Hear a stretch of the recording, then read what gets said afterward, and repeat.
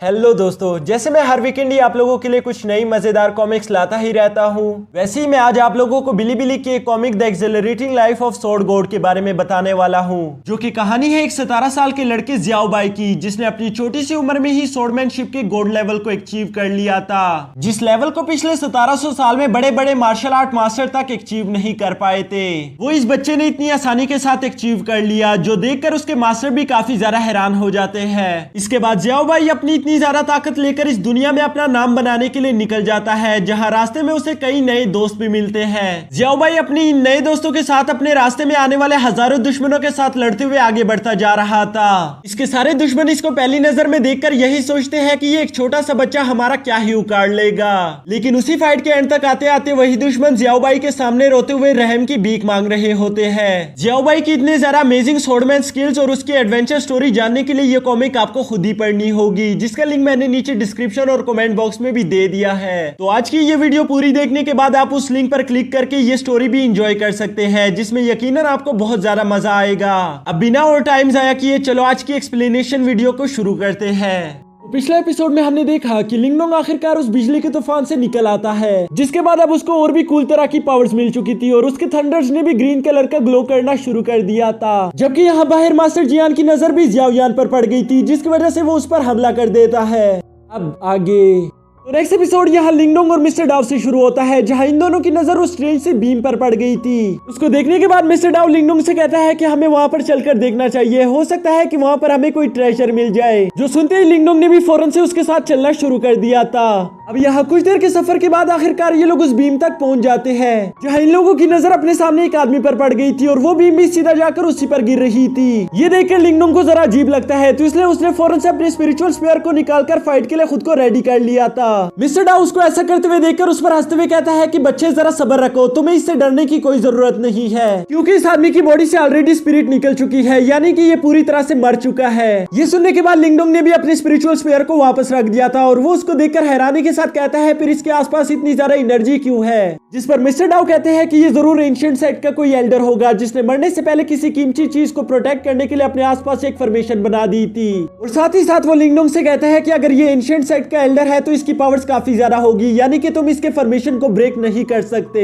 जिस पर लिंगडोंग कहता है कि अच्छा ऐसी बात है, और ये कहते ही वो एक कदम आगे बढ़ गया था, जिसके साथ ही हम देखते हैं कि उस एल्डर की डेड बॉडी से निकलने वाली एनर्जी उसे अपनी तरफ खींचते हुए एक फॉर्मेशन में ले आती है। इस फॉर्मेशन में आने के बाद लिंगडोंग देखता है कि उस डेड बॉडी से एनर्जी निकलकर सीधा लिंगडोंग की बॉडी में एब्जॉर्ब हो रही थी, यानी कि उस एंशिएंट सेट के एल्डर ने अपनी एनर्जीज को प्रोटेक्ट करने के लिए फॉर्मेशन बना लिया था, ताकि उसकी एनर्जी यूं ही जाया ना हो जाए। और वो इसी पल का इंतजार कर रहा था कि कब कोई एक अच्छा इंसान उसके पास आए ताकि वो उसको अपनी एनर्जी पास कर दे। यह एनर्जी के साथ साथ उस एल्डर की कुछ यादें भी लिंगडोंग की बॉडी में चली जाती है, जिसकी वजह से उसे पास्ट का एक विजन दिखाई देता है। इस पास्ट के विजन में लिंगडोंग देखता है कि कैसे अंधेरे के डीमंस ने इस जगह पर अटैक कर दिया था, और यहाँ पर ये एल्डर अकेले ही उन सारे डीमंस के खिलाफ फाइट कर रहे थे, जिनकी पावर्स काफी ज्यादा थी। इसलिए इनकी सारी कोशिशें करने के बावजूद भी ये उन सारे डीमंस को रोक नहीं पाते।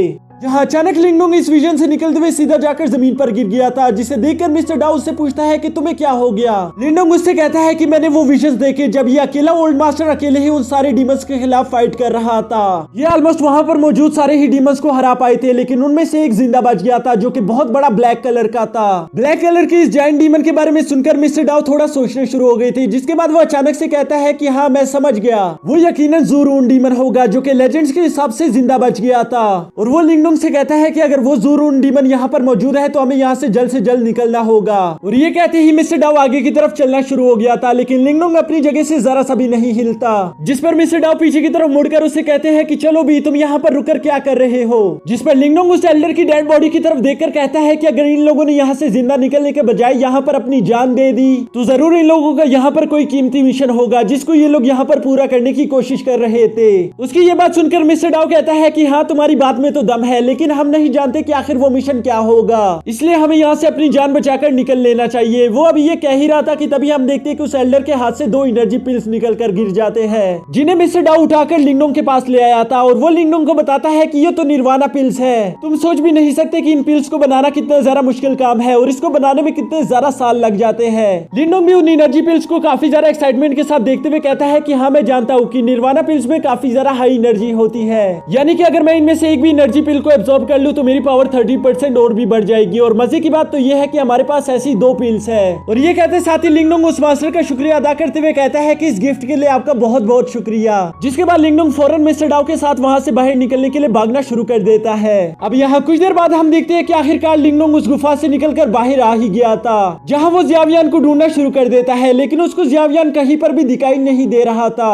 लिंगडोंग इसकी वजह से काफी ज्यादा परेशान हो जाता है, लेकिन तभी अचानक उसको पीछे से मास्टर जियान की आवाज सुनाई देती है, जो कि लिंगडोंग से कहता है कि क्या हुआ, कहीं तुम इस भद्दे जानवर को तो नहीं ढूंढ रहे। लिंगडोंग जियावियान को यूं झगड़ा हुआ देखकर मास्टर जियान से कहता है कि उसे छोड़ दो, उसका तुम्हारे साथ कोई लेना देना नहीं है। जिस पर मास्टर जियान तंजिया आवाज में कहते हैं कि छोड़ दो, और ये कहते ही वो जियावियान को लाते मारना शुरू कर देते हैं। और साथ ही साथ वो लिंगडोंग से कहता है कि तुमने जो मेरी बेइज्जती की थी उसका हिसाब तुम्हें और तुम्हारे इस जानवर को चुकाना होगा। यहाँ लिंगडोंग के सबकॉन्शियस में मिस्टर डाओ से बताता है कि तुम किसी तरह करके मास्टर जियान को अपने साथ बिजी कर लो, जिसके बाद मैं मौका पाकर किसी तरह करके जियावियान को पीछे से आजाद करवा दूंगा।